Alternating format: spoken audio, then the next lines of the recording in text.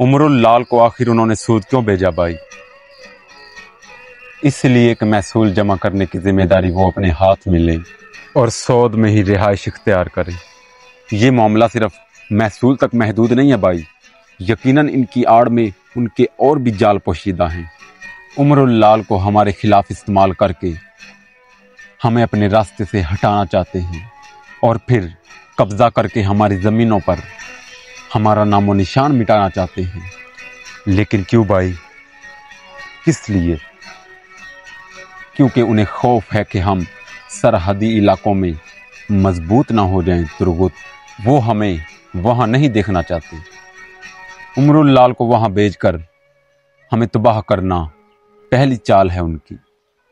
वो अनातोलिया पर कब्जा चाहते हैं, जो हमारी आखिरी उम्मीद है। बहुत जल्द इस महास पर उनसे सामना होगा। इस आग में या तो हम खाक हो जाएंगे जलकर, या फिर तारीख रकम कर जाएंगे।